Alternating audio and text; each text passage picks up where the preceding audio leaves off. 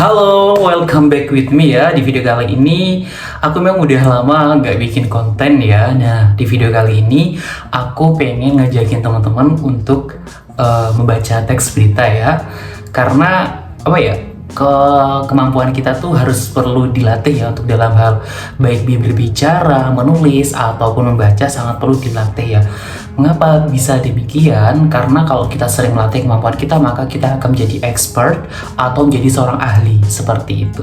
Nah, berikut ini aku pengen ajak kalian untuk belajar membaca berita versi aku ya. Nah, jadi ceritanya seperti ini. Kemarin pas aku habis pindahan ya, tiba-tiba tuh aku nemu sesuatu di kantong jas aku. Nah, sesuatu itu adalah ini nih.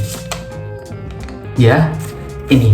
Jadi ini tuh aku dapetin ketika sebagai challenge saat aku mengikuti lomba membaca naskah berita. Itu tepatnya hampir setahun yang lalu ya. Itu di ADTV Yogyakarta. Nah, kebetulan nih aku dapet challenge untuk membaca berita seperti ini. Kalian mau tahu bagaimana membaca berita versi aku? Tetap tonton video ini ya.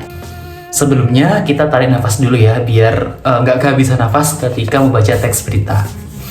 Bismillahirrahmanirrahim.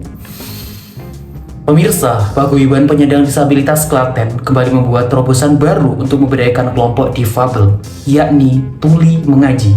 Dengan menggunakan metode Bona, harapannya dapat mempermudah para penyandang tunarungu dalam belajar dan memahami Al-Quran menggunakan bahasa isyarat. Nah, jadi teman-teman, cara baca berita versi aku seperti itu ya. Ini aku juga masih belajar juga seperti ini.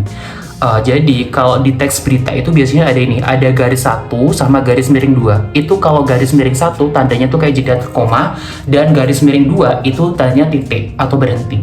Nah, aku dapat materi ini ketika aku dulu gabung sama UKM Radio Dista. Jadi aku dulu ikut UKM Radio ya. Itu ketika membaca Adlibs. Teman-teman tahu nggak apa itu Adlibs? Jadi Adlibs itu adalah naskah berita. Kalau di radio itu adalah naskah kayak media yang bekerja sama itu loh.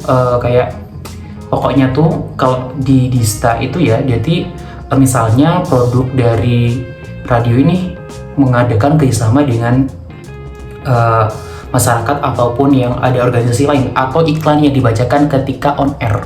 Jadi kan setelah humas sama pihak A setelah bekerja sama, dia tuh nanti bakal mengadakan perjanjian MOU nih, mau dibentuk seperti apa. Nah, salah satunya kerjasamanya itu adalah membentuk dibacakan, diiklankan ketika sedang on air. Nah, seperti itu namanya adlibs begitu ya. Kurang lebih seperti itu ya tips baca berita versi aku dulu ketika aku mengikuti lomba ini. Itu tuh tenang dan usahakan suaranya tuh bulat, serta jangan makan yang membuat suara-suara kita tuh jadi serak atau bahkan hilang kayak gitu. Karena kalau mau baca kayak gitu berarti kita tuh harus fit gitu ya, harus fit. Terus apalagi ya, pokoknya pokoknya tetap fokus. Dan kebetulan kemarin aku dapat masuk di 15 besar bukan announcer tapi news anchor gitu kan, seperti itu. Dan aku sangat senang sekali sih, karena apa ya, udah tingkat Jateng bahkan nasional ya, itu aku menjadi 15 besar untuk mendapatkan sebuah kesempatan menjadi news anchor di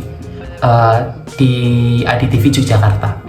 Dan teman-teman perlu diketahui ya, mungkin tahun ini masih ada lagi ya di acara news anchor, karena kemarin aku nyobanya tuh pas 30 September gitu ya.